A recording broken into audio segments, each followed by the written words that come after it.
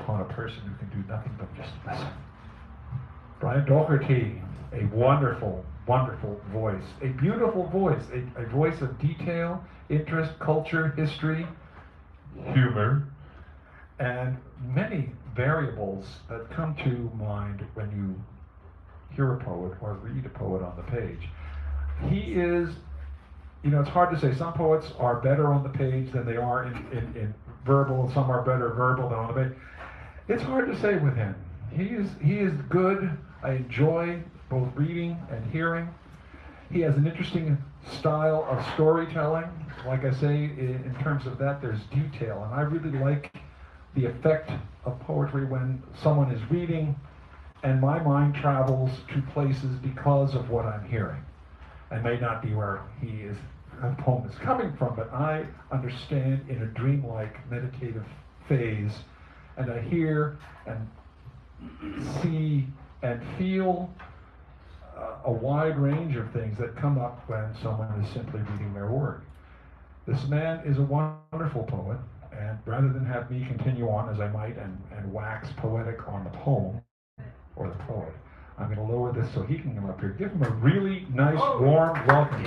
Brian, come on up here. Thanks. Good evening, friends. It's good to be back in San Francisco. I'm going to start by reading a poem by one of my favourite writers, Gary Snyder, called I Went into the Maverick Bar. I went into the Maverick Bar in Farmington, New Mexico. Yeah, you can tell I've had one cataract done but not the other, so I'm having a little bit of trouble focusing at the moment. I will start again. All right. I went into the Maverick Bar in Farmington, New Mexico, and drank double shots of bourbon backed with beer. My long hair was tucked up under a cap. I'd left the earring in the car. Two cowboys did horseplay by the pool tables. A waitress asked us, "Where are you from?" A country and western band began to play, "We don't smoke marijuana in Muskogee." And with the next song, a couple began to dance.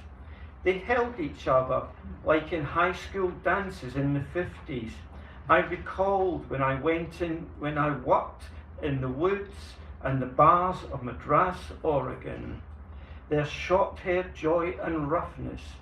America, your stupidity, I could almost love you again. We left under the freeway shoulders, under the tough old stars, in the shadows of bluffs. I came back to myself, to the real world, to what is to be done. Yeah. Nice.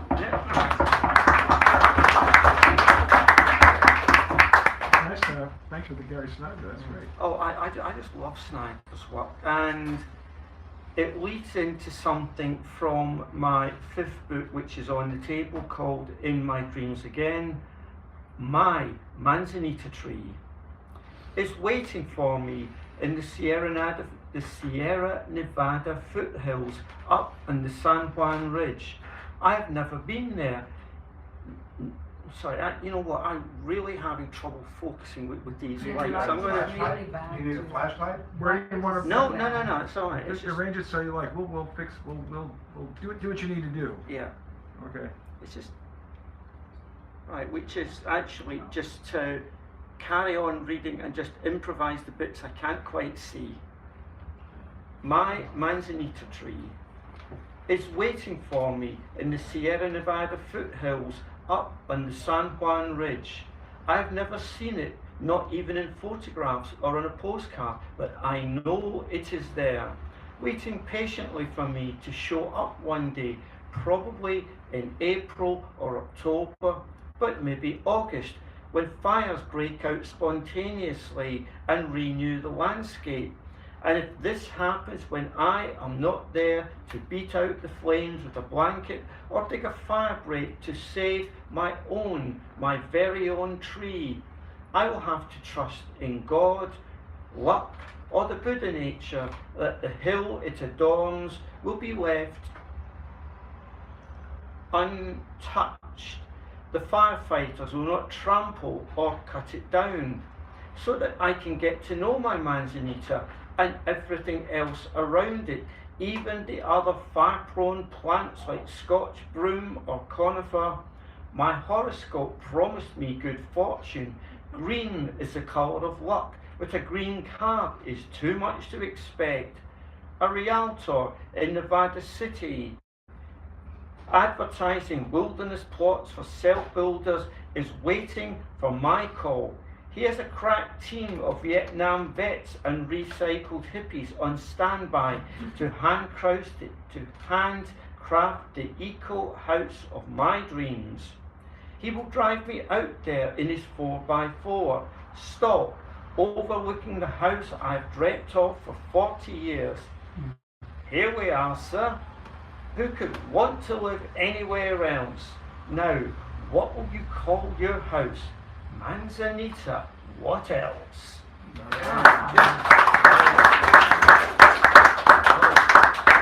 I believe there are over a dozen species of manzanita. Oh yes, I have looked it up online. I was amazed at the variety.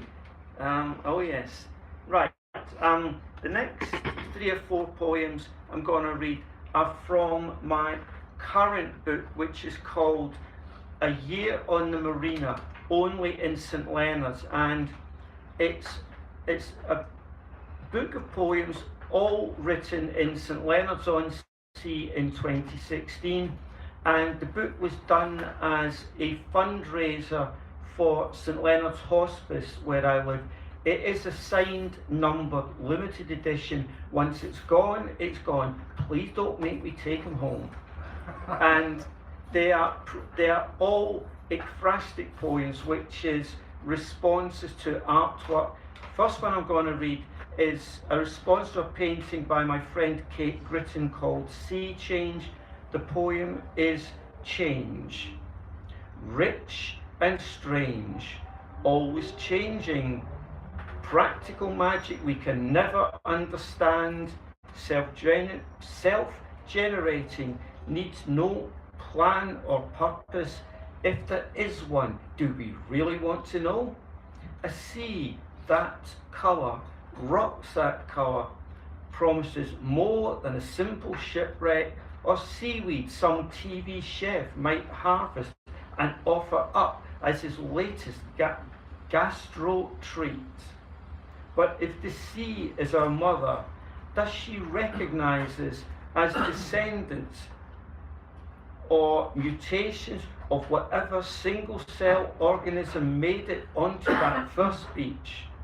And if mother is unhappy or disappointed with what we have become, how much does that explain of all that has happened since?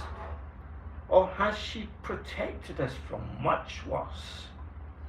Yet we carry on as if we own our future, that whatever we do to change the sea will be all right, that mother has infinite capacity to accept this and will live forever. Maybe mother sent us out into the world like any other children, and we can visit if we behave, but our lives, however strange, are our own, and if we drown, we drown.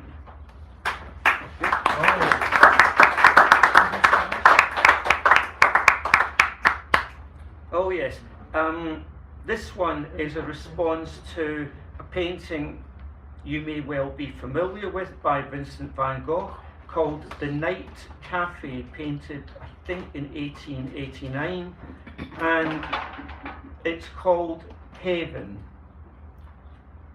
So, here I am again, Brother Theo, my safest haven, my stopping point or resting place, Café de la Gare, where Madame Ginou always makes me welcome.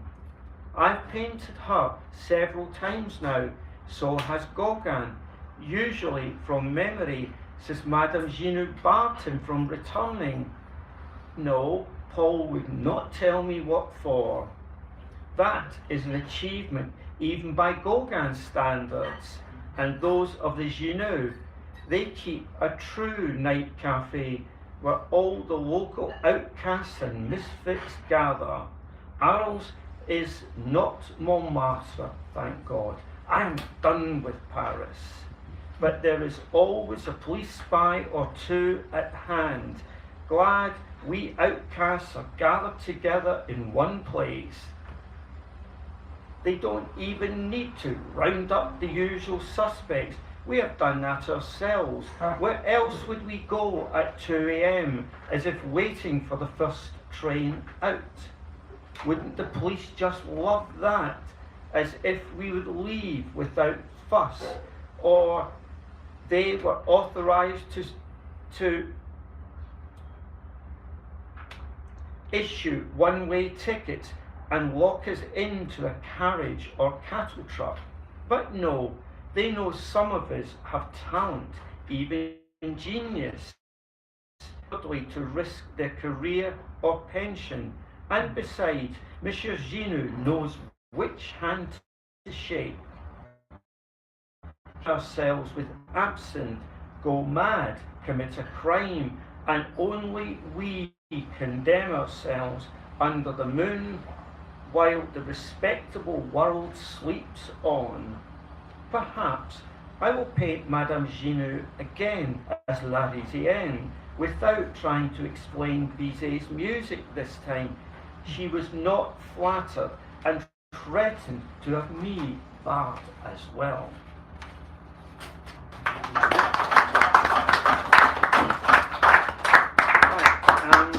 I think we will move back to England. This is a response to an exhibition of monochrome photographs in the Hastings Arts Forum Gallery. This one photographed by Chris Upton called Camber Sands, and the poem is Location. This could be anywhere, but is not. If you told me this is Dust Bowl territory, I would believe you and wonder if John Steinbeck came from Sussex and never sailed to America, but only heard about Oklahoma or California from Patty newsreel footage. After all, Chester Himes never set foot in Harlem, nor did Joseph Conrad visit Columbia. Is James Joyce's Dublin your Dublin? Yes. How exotic this little stretch of fenced-off sand dune looks. How easily a lost starfighter could crash here. Or a camel gallop past. And look, isn't that Clint Eastwood pulling a half-dead horse just a few more steps to water or safety?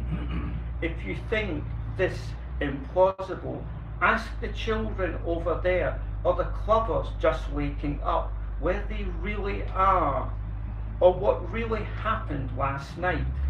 They will not utter a mundane word. Now, go and buy me an ice cream and enjoy the rest of your day. I promise it will not rain.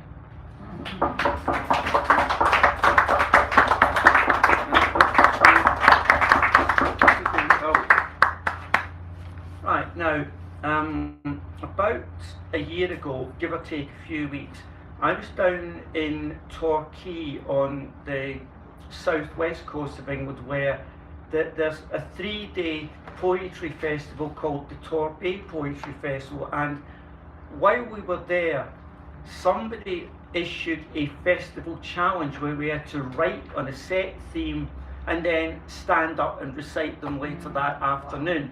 Now, I don't know if you have this over here, but in England, they are very keen that we eat lots of fruit and veg to keep ourselves healthy. It's called the 5-a-day challenge. And so that was our set theme, 5 a day. And you know what happens if you write in fruit and veg, yes? So this is Greetings from Torbay. The first thing I notice here is seaweed, that familiar tang from childhood holidays, and I want laver to puree into laver bread to spice up my doctor's 5-a-day challenge.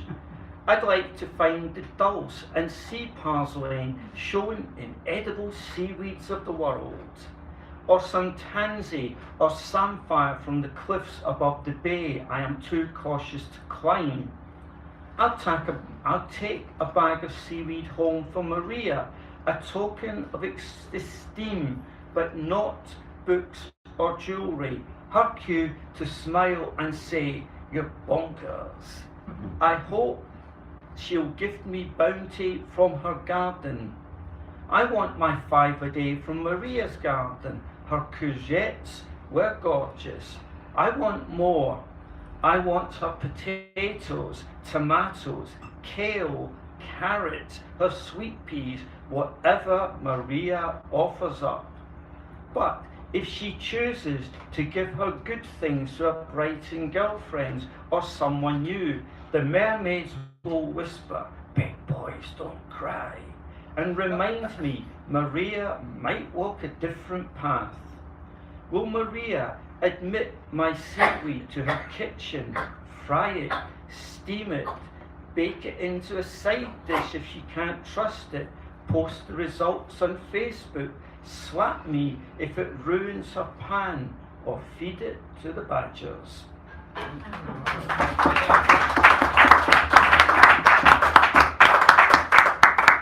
Thank you. The other poems I'm going to read for you are from a sequence of memorial poems from my wife, who died unexpectedly just over 2.5 years ago. I think I've got 33 poems in the sequence. I think I'm reading about 4 of them. And the first one is called Life in the Old Rectory, because the flat we found is part of a Victorian rectory which was attached to the church next door. So this is Life in the Old Rectory. It must be after dawn. The room is grey but not dark. I am drifting out of sleep, hungry but not enough to roll out of bed. Where am I? Oh, this flat, St Leonard's, not our old one in Crouch End. Warm, not damp, and the seagulls are squalling. Flat 3's kitchen radio hurries their breakfast. Soon they will leave for work. Another day kick-started, but my diary is blank again. I think my astral body has been playing rugby. Time for this t-shirt to compost in the basket. The light fades in. My walls are still white. This is home for the foreseeable, like it or not. And I do not turn towards your side of the bed. I have been lying in the corpse position again. Now it is time to throw off the duvet, shuffle into the empty bathroom, out into the empty kitchen, take my breakfast into the empty front room, then scan my narrow horizon past the church, consider what the sea is doing this morning, and not think, well, what shall we do today? Read my emails, scan the BBC News website, watch Homes Under the Hammer. Then what? Message Maria. Is she minded to go for coffee? I think you would have liked Maria, and hope you would approve of the absolute surprise that she is my best friend now and not you.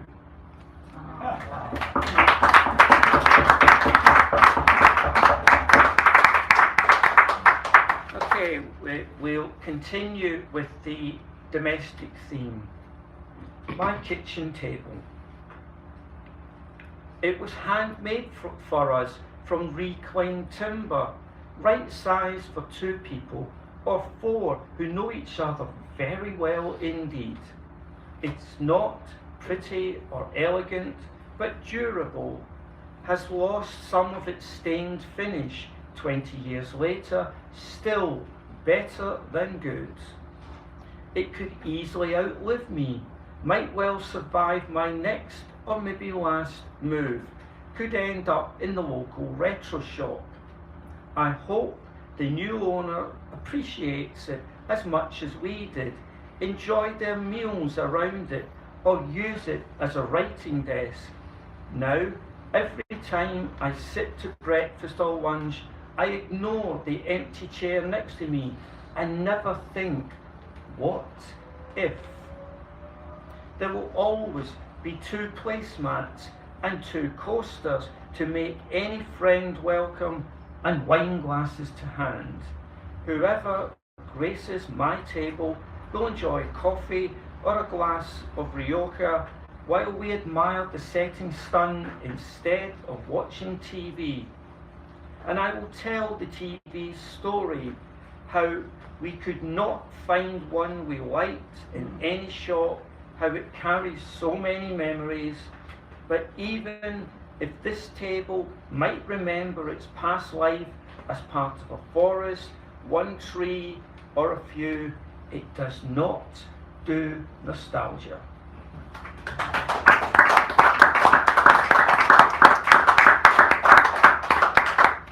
Okay, I have 2 poems left for you this evening. The first one has an epigraph from the classical Persian poet Rumi, in translation, "Be grateful for whoever comes. Better days. Even on the darkest, windiest January day, I can believe there will be better moments. Not today, maybe not tomorrow, but soon. Am I channeling Rick Blake from Casablanca? Radio 2 plays California Dreaming, and I sing along, happy I do not have to live anywhere that endures snow, and an absent friend emailed to say bye for now and not goodbye. That certainly brightened my morning. Maybe a train, a bus, then lunch together might be possible. We could think about whether our paths have truly diverged. Pause this movie, play Rose of My Heart again.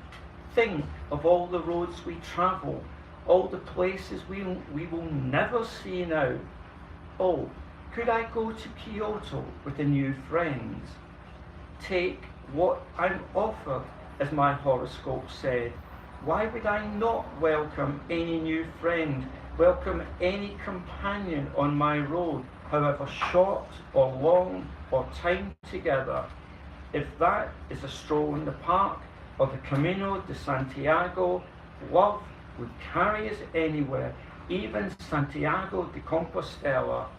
But one day at a time will do, wherever we go together.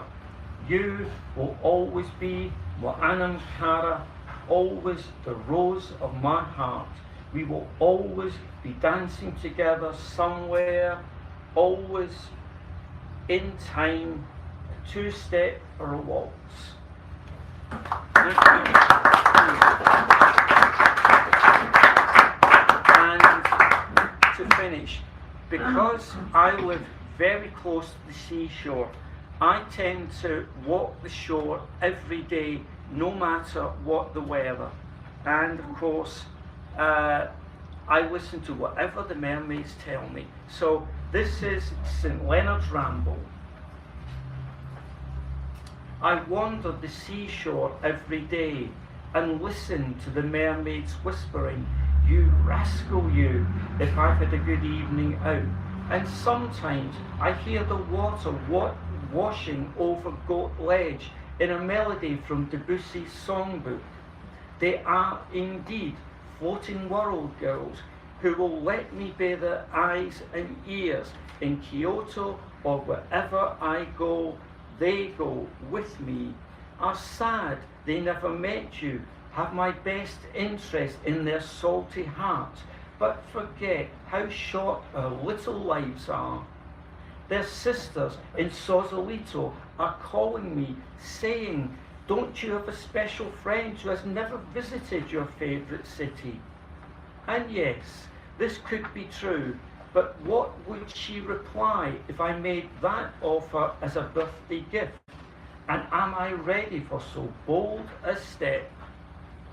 If the short walk to the coffee shop led to a walk in the park together and we joined hands, who knows where our hearts might take us?